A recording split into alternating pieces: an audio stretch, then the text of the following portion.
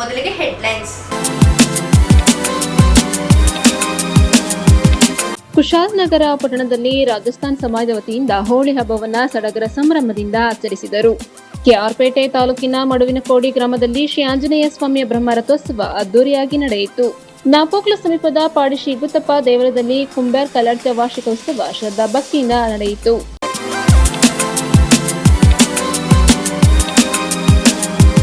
ಕುಶಾಲನಗರ ಪಟ್ಟಣದಲ್ಲಿ ರಾಜಸ್ಥಾನ ಸಮಾಜದ ವತಿಯಿಂದ ಹೋಳಿ ಹಬ್ಬವನ್ನು ಸಡಗರ ಸಂಭ್ರಮದಿಂದ ಆಚರಿಸಿದರು. ಕುಶಾಲನಗರ ಪಟ್ಟಣದಲ್ಲಿ ರಾಜಸ್ಥಾನ್ ಸಮಾಜದ ವತಿಯಿಂದ ಹೋಳಿ ಹಬ್ಬವನ್ನು ಅರ್ಥಪೂರ್ಣವಾಗಿ ಮಹಿಳೆಯರು, ಪುರುಷರು, ಮಕ್ಕಳು ಒಟ್ಟಾಗಿ ಸೇರಿ ಸಡಗರ ಸಂಭ್ರಮದಿಂದ ಆಚರಿಸಿದರು. ಪಾಲ್ಗುಣ ಮಾಸದ ಶುಕ್ಲ ಪಕ್ಷದ ಪೂರ್ಣಿಮೆಯಂದು ಹೋಳಿ ಹಬ್ಬವನ್ನು ಆಚರಿಸಲಾಗುತ್ತದೆ. ಉತ್ತರ ಭಾರತದಲ್ಲಿ ಈ ಹಬ್ಬಕ್ಕೆ ಹೆಚ್ಚು ಮಹತ್ವವಿದೆ. ಹೋಳಿಯು ದೇಶಾದ್ಯಂತ ಹೆಚ್ಚು ಉತ್ಸಾಹ ಮತ್ತು ಸಡಗರದಿಂದ ಆಚರಿಸಲಾಗುವ ಅತ್ಯಂತ ಜನಪ್ರಿಯ ಹಿಂದೂ ಹಬ್ಬಗಳಲ್ಲಿ ಒಂದಾಗಿದೆ. ಬಣ್ಣಗಳ ಹಬ್ಬ ಎಂದು ಕರೆಯಲ್ಪಡುವ ಹೋಳಿಯನ್ನ ಸಾಂಪ್ರದಾಯಿಕವಾಗಿ ಆಚರಿಸಲಾಗುತ್ತದೆ. ಹೋಳಿಯು ವಸಂತ ಕಾಲದ ಆಗಮನ ಮತ್ತು ಚಳಿಗಾಲದ ಅಂತ್ಯವನ್ನ ಸೂಚಿಸುತ್ತದೆ. ಇದು ಹಿಂದೂ ತಿಂಗಳ ಪಾಲ್ಗುಣದೊಂದಿಗೆ ಸಂಬಂಧವನ್ನ ಹೊಂದಿದೆ. ಈ ದಿನ ಜನರು ತಮ್ಮ ದುಃಖ, ನೋವುಗಳನ್ನು ಮರೆತು ಎಲ್ಲರೂ ಒಟ್ಟಾಗಿ ಸೇರಿ ಬಣ್ಣಗಳಿಂದ ಹೋಳಿಯನ್ನು ಸಂಭ್ರಮಿಸುತ್ತಾರೆ. ಹೋಳಿ ಹಬ್ಬವನ್ನ ಆಚರಿಸುವುದರಿಂದ ವಿವಿಧ ಭಯಗಳನ್ನ ದೂರ ಮಾಡಬಹುದು ಎನ್ನುವ ನಂಬಿಕೆಯನ್ನ ಒಳಗೊಂಡಿದೆ. ಭಗವಾನ್ ವಿಷ್ಣುವಿನ ಭಕ್ತನಾದ ಪ್ರಹ್ಲಾದನು ತನ್ನ ತಂದೆ ಹಿರಣ್ಯಕಶಿಪುವಿನ ದುಷ್ಟ ಆಲೋಚನೆಗಳಿಂದ ಈ ದಿನದಂದು ಮುಕ್ತನಾಗುತ್ತಾನೆ. ಹಿರಣ್ಯಕಶಿಪುವಿನ ಸಹೋದರಿ ಹೋಲಿಕಾ ಪ್ರಹ್ಲಾದನನ್ನ ತನ್ನ ಜ್ವಾಲೆಯಿಂದ ಹತ್ಯೆ ಮಾಡಲು ಮುಂದಾಗುತ್ತಾಳೆ. ಆದರೆ ಭಗವಾನ್ ವಿಷ್ಣು ಪ್ರಹ್ಲಾದನನ್ನ ಹೋಳಿಕಾಳಿಂದ ರಕ್ಷಿಸಿ ಸ್ವತಃ ಹೋಳಿಕಾಳೆ ಆಕೆಯ ಜ್ವಾಲೆಯಿಂದ ಹತಳಾಗುತ್ತಾಳೆ. ಈ ವಿಜಯವನ್ನ ಹೋಳಿಯ ಮೊದಲ ದಿನದಂದು ಆಚರಿಸಲಾಗುತ್ತದೆ. ಮಥುರಾ ಮತ್ತು ವೃಂದಾವನದಂತಹ ಸ್ಥಳಗಳಲ್ಲಿ ಈ ಹಬ್ಬವನ್ನ ಭಗವಾನ್ ಕೃಷ್ಣ ಮತ್ತು ರಾಧೆಯ ನಡುವಿನ ಪ್ರೀತಿಯ ಸಂಕೇತವಾಗಿಯೂ ಆಚರಿಸಲಾಗುತ್ತದೆ. ಇದು ಕೆಟ್ಟದರ ಮೇಲೆ ಒಳಿತಿನ ವಿಜಯವನ್ನ ಸಂಕೇತಿಸುತ್ತದೆ.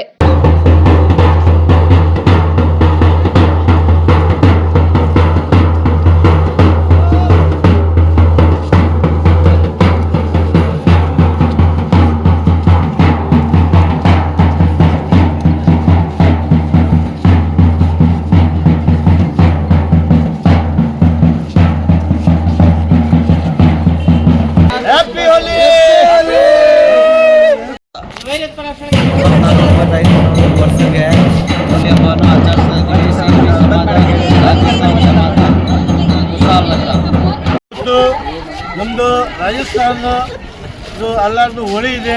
ಹೋಳಿ ಬಗ್ಗೆ ನಾವೆಲ್ಲ ಸೇರ್ಕೊಂಡಿದ್ದೀವಿ. ವರ್ಷದಲ್ಲಿ ಏನಾದರೂ ಇತ್ತೀಚೆಗೆ ಮಾತಾಗಿದ್ರೆ ಇವತ್ತು ಎಲ್ಲ ಮುಗಿದು ಹೋಗುತ್ತೆ. ಅದಕ್ಕೋಸ್ಕರ ನಾವು ಹೋಳಿ ಹಬ್ಬ ಮಾಡೋದು. ನ್ಯೂಸ್ ಸಂಗಮಕ್ಕಾಗಿ doctor H M Raghukoti, Kushalnagar. KR Pete ತಾಲೂಕಿನ ಮಡುವಿನಕೋಡಿ ಗ್ರಾಮದಲ್ಲಿ ಶ್ರೀ ಆಂಜನೇಯ ಸ್ವಾಮಿಯ ಬ್ರಹ್ಮರಥೋತ್ಸವ ಅದ್ದೂರಿಯಾಗಿ ನಡೆಯಿತು. ಕೆಆರ್ಪೇಟೆ ತಾಲೂಕಿನ ಮಡುವಿನಕೋಡಿ ಗ್ರಾಮದ ಆರಾಧ್ಯ ದೈವ ಗ್ರಾಮ ರಕ್ಷಕ ಶ್ರೀ ಆಂಜನೇಯ ಸ್ವಾಮಿಯವರ ಬ್ರಹ್ಮರಥೋತ್ಸವ ಸಡಗರ ಸಂಭ್ರಮದಿಂದ ಅದ್ದೂರಿಯಾಗಿ ನಡೆಯಿತು. ಮಂಡ್ಯ ಹಾಲು ಒಕ್ಕೂಟದ ನಿರ್ದೇಶಕ ಎಂಬಿ ಹರೀಶ್, ಡಾಲ್ ರವಿ, ಎಂಪಿಎಂಸಿ ಮಾಜಿ ಅಧ್ಯಕ್ಷ ಎಂಪಿ ಲೋಕೇಶ್ ಹಾಗೂ ತಹಶೀಲ್ದಾರ್ ಡಾಕ್ಟರ್ ಅಶೋಕ್ ಶ್ರೀ ರಥದಲ್ಲಿ ವಿರಾಜಮಾನವಾಗಿದ್ದ ಉತ್ಸವ ಮೂರ್ತಿಗೆ ವಿಶೇಷ ಪೂಜೆ ಸಲ್ಲಿಸಿ ರಥೋತ್ಸವಕ್ಕೆ ಚಾಲನೆ ನೀಡಿದರು. ಮಾನ್ಮೂಲ ನಿರ್ದೇಶಕ ಹರೀಶ್ ಮಾತನಾಡಿ, ಹಬ್ಬ ಹರಿದಿನಗಳು, ಜಾತ್ರೆ, ಉತ್ಸವಗಳು ನಮ್ಮ ಸಾಂಸ್ಕೃತಿಕ ಪ್ರತಿಬಿಂಬವಾಗಿದೆ. ಹಬ್ಬದ ಸಂಭ್ರಮದಲ್ಲಿ ಎಲ್ಲರೂ ಒಂದಾಗಿ ಸೇರಿಕೊಂಡು ರಥೋತ್ಸವದಲ್ಲಿ ಭಾಗವಹಿಸಿ ಶ್ರೀ ರಥದ ಕಳಸಕ್ಕೆ ಹಣ್ಣು ಜವನವನ್ನು ಎಸೆದು ಭಕ್ತಿ ನಮನ ಸಲ್ಲಿಸಿದಾಗ ಆಗುವ ಸಂತೋಷಕ್ಕೆ ಪಾರವೇ ಇಲ್ಲ. ಜಾತ್ರೆ ಉತ್ಸವದಲ್ಲಿ ಎಲ್ಲರೂ ಒಂದಾಗಿ ಭಾವಿಸಿದಾಗ ಪರಸ್ಪರ ಸ್ನೇಹ, ಸಂಬಾಳ್ವೆ ವೃದ್ಧಿಯಾಗಿ ಜಾತಿ ಮತ ಪಂಥಗಳಿಂದ ಮುಕ್ತವಾದ ಸಮಾಜ ನಿರ್ಮಾಣವಾಗಲಿದೆ ಎಂದು ಹರೀಶ್ ಹೇಳಿದರು. ಯೂಟ್ಯೂಬ್ ಸ್ಟಾರ್ ಮಂಜುನಾಥ್ ದಂಪತಿಗಳು ಸೇರಿದಂತೆ ಸಾವಿರಾರು ಜನರು ರಥೋತ್ಸವದಲ್ಲಿ ಭಾಗವಹಿಸಿದರು. ಚಿಕ್ಕ ಚೈಲ್ಡ್ಹುಡ್ಡಿಂದಲೂ ಜಾತ್ರೆ, ನಮ್ಮ ಜಾತ್ರೆ ಅಂದರೆ ತುಂಬ ಇಷ್ಟ. ವರ್ಷ ಮಾರ್ಚ್ ತಿಂಗಳು ಬರೋದೇ ನಮಗೆ ಒಂದು ಖುಷಿ. ಹಾಗಾಗಿ ಯಾವ ಮೂವಿ ಇದ್ರೂ ಕೂಡ ವರ್ಷ ಬರ್ತೀವಿ, ಜಾತ್ರೆ ಖುಷಿಯಿಂದ ಆಚರಣೆ ಮಾಡಿ ಹೋಗ್ತೀವಿ. ಜಯ ಆಂಜನೇಯ. ನ್ಯೂಸ್ ಸಂಗಮಕ್ಕಾಗಿ ಡಾಕ್ಟರ್ ಕೆಆರ್ ನೀಲಕಂಠ, ಕೆಆರ್ಪೇಟೆ. ನಾಪೋಕ್ಲು ಸಮೀಪದ ಪಾಂಡಿ ಶ್ರೀ ಇಗುತ್ತಪ್ಪ ದೇವಾಲಯದಲ್ಲಿ ಕುಂಬ್ಯಾರ್ ಕಲರ್ಚ ವಾರ್ಷಿಕ ಉತ್ಸವ ಶ್ರದ್ಧಾ ಭಕ್ತಿಯಿಂದ ಆಚರಿಸಲಾಯಿತು. ನಾಪೋಕ್ಲು ಸಮೀಪದ ಪಾಡಿ ಶ್ರೀ ಇಗುತ್ತಪ್ಪ ದೇವಾಲಯದಲ್ಲಿ ಕುಂಬ್ಯಾರ್ ಕಲರ್ಚ ವಾರ್ಷಿಕ ಉತ್ಸವವನ್ನ ಊರಿನ ಪರವೂರಿನ ಭಕ್ತರು ಸೇರಿ ಸಾಂಪ್ರದಾಯಿಕವಾಗಿ ಶ್ರದ್ಧಾ ಭಕ್ತಿಯಿಂದ ಆಚರಿಸಲಾಯಿತು. ಇಗುತ್ತಪ್ಪ ಸನ್ನಿಧಿಯಲ್ಲಿ ದೇವತಕ್ಕರಾದ ಪರದಂಡ ಕುಟುಂಬಸ್ಥರ ಎತ್ತು ಹೋರಾಟ, ಹಾಲು ಬಲಿಪಾಡು, ಅದರೊಂದಿಗೆ ಇನ್ನಿತರ ತಕ್ಕ ಮುಖ್ಯಸ್ಥರ ಎತ್ತು ಹೋರಾಟ, ಹಾಲು ಬಲಿವಾಡು ಸೇವೆಗಳು ಸಂಪ್ರದಾಯದಂತೆ ನಡೆದವು. ಇದೇ ಸಂದರ್ಭ ಭಕ್ತಾದಿಗಳಿಂದ ತುಲಾಭಾರ ಸೇವೆ ಸೇರಿದಂತೆ ಹರಕೆ ಇನ್ನಿತರ ಪೂಜೆಗಳನ್ನು ನೆರವೇರಿಸಿದ ಬಳಿಕ ಮಹಾಪೂಜೆ ಜರುಗಿ ಭಕ್ತಾದಿಗಳಿಗೆ ತೀರ್ಥ ಪ್ರಸಾದ ಅನ್ನಸಂತರ್ಪಣೆ ನೆರವೇರಿತು. ನಂತರ ದೇವರ ಪ್ರಾರ್ಥನೆಯ ಬಳಿಕ ದೇವರ ಪ್ರದರ್ಶನ ಬಲಿ ಜರುಗಿ ಎತ್ತು ಹೋರಾಟದೊಂದಿಗೆ ತಕ್ಕ ಮುಖ್ಯಸ್ಥರು ಭಕ್ತಾದಿಗಳು ದೇವರ ಆದಿನೆಲೆ ಮಲ್ಮ ಬೆಟ್ಟಕ್ಕೆ ಶ್ರದ್ಧಾ ಭಕ್ತಿಯಿಂದ ತೆರಳಿದರು. ಇದೇ ಸಂದರ್ಭ ಪೇರೂರು ಹಾಗೂ ನೆಲಜಿ ಗ್ರಾಮದ ತಕ್ಕ ಮುಖ್ಯಸ್ಥರು ಎತ್ತು ಹೋರಾಟದೊಂದಿಗೆ ಮಲ್ಮಕ್ಕೆ ಆಗಮಿಸಿದರು. ಅರ್ಚಕರು ಶುದ್ಧ ಕಲಶ ಪೂಜಾ ಕಾರ್ಯಕ್ರಮಗಳನ್ನು ನೆರವೇರಿಸಿ ಎತ್ತು ಹೋರಾಟ ದುಡಿಕೋಟ್ ಪಾಟ್ ನೆರವೇರಿಸಿದರು. ಬಳಿಕ ಎತ್ತು ಹೋರಾಟದ ಅಕ್ಕಿಯನ್ನು 3 ಭಾಗ ಮಾಡಿ ನೆಲಜಿ, ಪೇರೂರು ಹಾಗೂ ಪಾಡಿ ದೇವಾಲಯದ ತಕ್ಕ ಮುಖ್ಯಸ್ಥರು ಹಂಚಿಕೊಂಡು ದೇವರ ಕಟ್ಟು ಸಡಿಲಿಸಲಾಯಿತು. ಆನಂತರ ನಾಡಿನ ಮಳೆ, ಬೆಳೆ, ಸುಭಿಕ್ಷೆ, ಸಮೃದ್ಧಿಗಾಗಿ ವಿಶೇಷ ಪ್ರಾರ್ಥನೆ ಸಲ್ಲಿಸಲಾಯಿತು. ಬಳಿಕ ದೇವಾಲಯಕ್ಕೆ ಹಿಂದಿರುಗಿ ಸಂಜೆ ದೇವಾಲಯದಲ್ಲಿ ವಿವಿಧ ದೇವತಾ ವಿಧಿವಿಧಾನಗಳೊಂದಿಗೆ ಕಲ್ಲರ್ಚ ಸಂಭ್ರಮದಿಂದ ಸಂಪನ್ನಗೊಂಡಿತು. ಇದೇ ಸಂದರ್ಭ ಅರ್ಚಕರಾದ ಕುಶಭಟ್, ಜಗದೀಶ್, ಶ್ರೀಕಾಂತ್, ಶ್ರೀನಿವಾಸ್ ಇತರರು ಪೂಜಾ ವಿಧಿವಿಧಾನಗಳನ್ನು ನೆರವೇರಿಸಿದರು.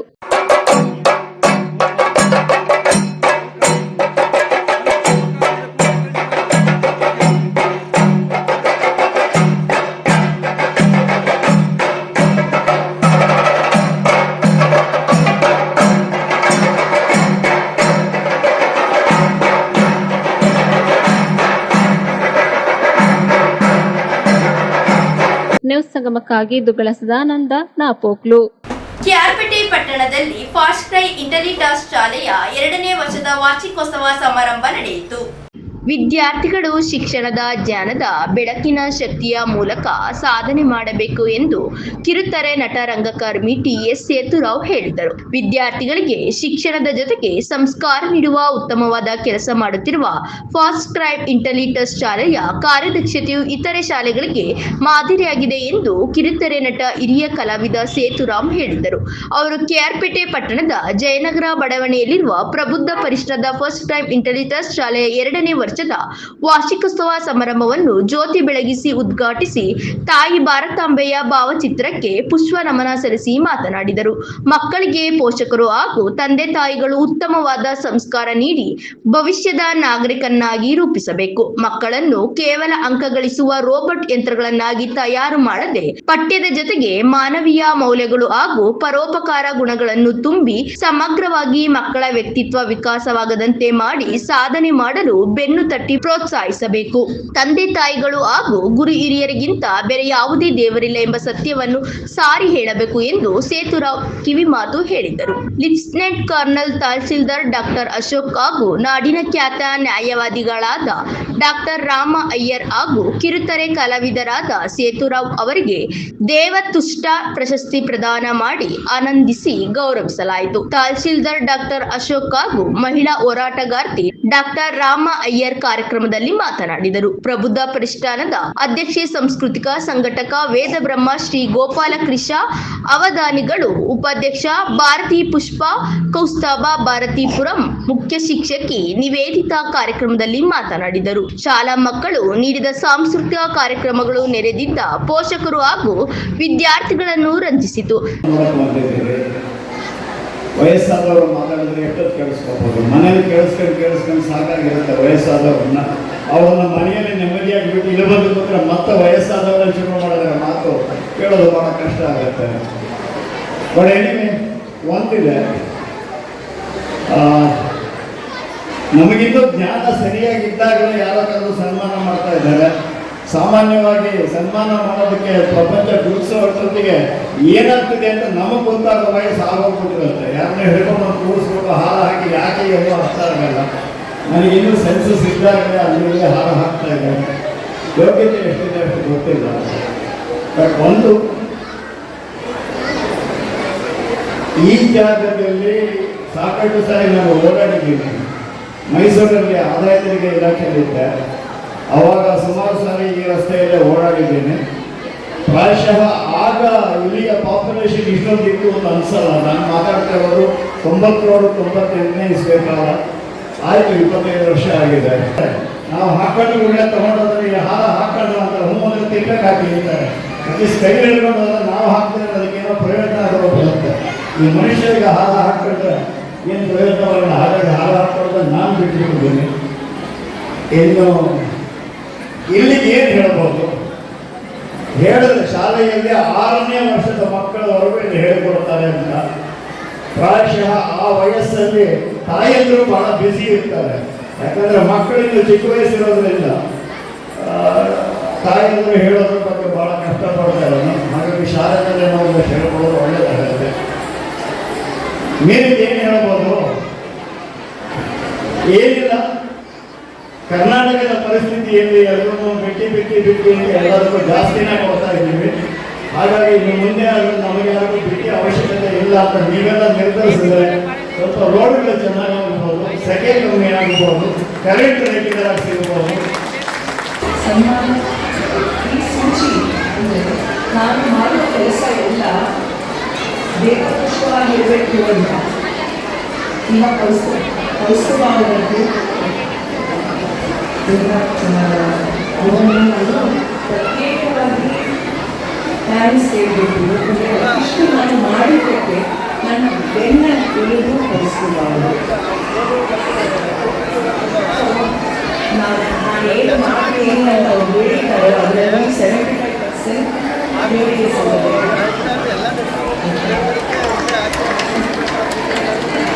ವಾರ್ಷಿಕೋತ್ಸವ ಸಮಾರಂಭ. ಈ ಒಂದು ಸಮಾರಂಭದಲ್ಲಿ ನನಗೆ ಆಹ್ವಾನ ಮಾಡಿ ಸನ್ಮಾನ ಮಾಡಿದಂಥ ಎಲ್ಲರಿಗೂ ಧನ್ಯವಾದಗಳನ್ನು ಕೊಡ್ತೀನಿ. ಅದೇ ರೀತಿ ಈ ವಾರ್ಷಿಕೋತ್ಸವಕ್ಕೆ ಆಗಮಿಸಿರುವಂಥ ಎಲ್ಲರಿಗೂ ಶುಭಾಶಯಗಳನ್ನು ತಿಳಿಸ್ತಾ ತಮ್ಮೆಲ್ಲ ಕುರಿತಂತೆ ವೇದಿಕೆ ಮೇಲಿರುವಂಥ ಶೇಷರಾಮ್ ಸರ್ ಅವರು, ಈ ಒಂದು ಸಂಸ್ಥಾನದ ಅಧ್ಯಕ್ಷರಾದಂಥ ಗೋಪಾಲಕೃಷ್ಣ ಅವರೇ, ರಮ್ಯಾನ್ ಮೇಡಮ್ ಅವರೇ ಹಾಗೂ ಎಲ್ಲ ಪ್ರಾಧ್ಯಾಪಕಗಳವರು, ಮುಖ್ಯವಾಗಿ ಏನು ನಮ್ಮ ಪುಟಾಣಿ ಮಕ್ಕಳು ಮತ್ತು ಅವರ ಪೋಷಕರುಗಳಿಂದ ತಮ್ಮೆಲ್ಲರಿಗೂ ಧನ್ಯವಾದಗಳನ್ನು ತಿಳಿಸ್ತೀನಿ. ಹಾಗೆ ಪ್ರತಿಭಾವಂತರು ಮಾಧ್ಯಮಗಳು. ವಾರ್ಷಿಕೋತ್ಸವ ಸಮಾರಂಭ ಅನ್ನೋದು ಒಂದು ವರ್ಷದ ಏನು ಎಲ್ಲ ಅಧ್ಯಯನ ಮಾಡಿ ಒಂದು ಎಂಜಾಯ್ ಮಾಡಿ ಮಾಡುವಂಥದ್ದು. ಎಲ್ಲ ಬ್ಯುಸಿ ಇರ್ತೀವಿ, ಪೇರೆಂಟ್ಸ್ ಕೂಡ ತುಂಬ ಬ್ಯುಸಿ ಇರ್ತೀವಿ. ನಾನು ನನ್ನ ಮಕ್ಕಳ ವಾರ್ಷಿಕೋತ್ಸವ ಕೂಡ ಕೆಲಸ ಹೋಗೋಕ್ಕಾಗಿಲ್ಲ. ಸೊ ಈ ಒಂದು ಆ್ಯನ್ಯುವಲ್ ಡೇ ಸೆಲೆಬ್ರೇಷನ್ಸ್ ಇರುತ್ತೆ. ತದನಂತರ ಮಕ್ಕಳಲ್ಲಿ ಬಹಳ ಒಂದು ಸ್ಟ್ರೆಸ್ಫುಲ್ ಡೇಸ್ ಇದೆ. ರೇಸಲ್ಲಿ ನಾವೆಲ್ಲ ಒಂದು ರೇಸಲ್ಲಿ ಒಂದು ಅಚೀವ್ಮೆಂಟ್ ಮಾಡಬೇಕು, ಮಾರ್ಕ್ಸ್ ಜಾಸ್ತಿ ಬರಬೇಕು, ಇದೆಲ್ಲ ಈ ಒಂದು ಏಜ್ ಏನಿದೆ ಪ್ರೀ ಸ್ಕೂಲ್ದು ಬಹಳ ಮುಖ್ಯವಾದ ಮಕ್ಕಳ ಮುಖ್ಯವಾದ ದಿನಗಳಾಗಿರುತ್ತೆ. ಅವರು ನಲಿಯುತ್ತಾ ಕಲಿಯೋದರಿಗೆ ಅದನ್ನು ನೋಡಿ ಒಂದು ಅನುಭವಿಸಲಿದೆ. ಯಾಕೆಂದರೆ ಕೈ ಒಂದ್ಸರಿ ಓದೋದು ಮತ್ತೆ ಬರಲ್ಲ.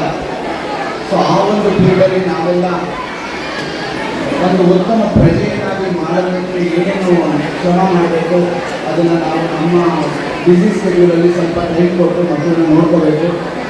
ಆ ಒಂದು ಇದರಲ್ಲಿ ಈ ಒಂದು ಸಂಸ್ಥಾನವು ಒಳ್ಳೆಯ ಕೆಲಸವನ್ನು ಮಾಡ್ತಾರೆ.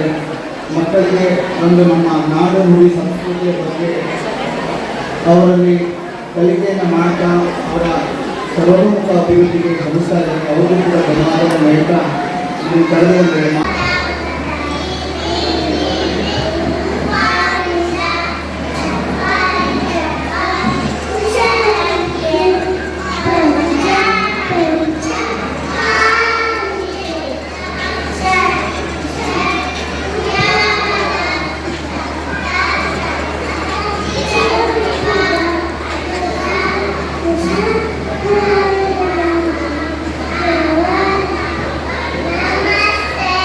ನ್ಯೂಸ್ ಸಂಗಮಕ್ಕಾಗಿ ಡಾಕ್ಟರ್ ಕೆಆರ್ ನೀಲಕಂಠ, ಕೆಆರ್ಪೇಟೆ.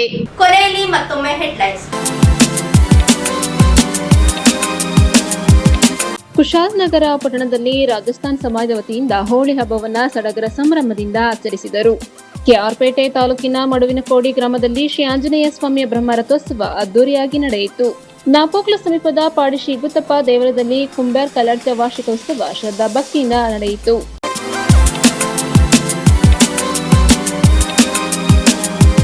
ಇಲ್ಲಿಗೆ ನ್ಯೂಸ್ ಸಂಗಮ ಮುಕ್ತಾಯವಾಯಿತು. ಸುದ್ದಿ, ಮಾಹಿತಿ, ಮನರಂಜನೆಗಾಗಿ ನೋಡ್ತಾ ಇರಿ ಸಂಗಮ ಟಿವಿ. ವಂದನೆಗಳೊಂದಿಗೆ ಲಾವಣ್ಯ ಕೀರ್ತಿ, ಬೈಲುಗುಪ್ಪೆ.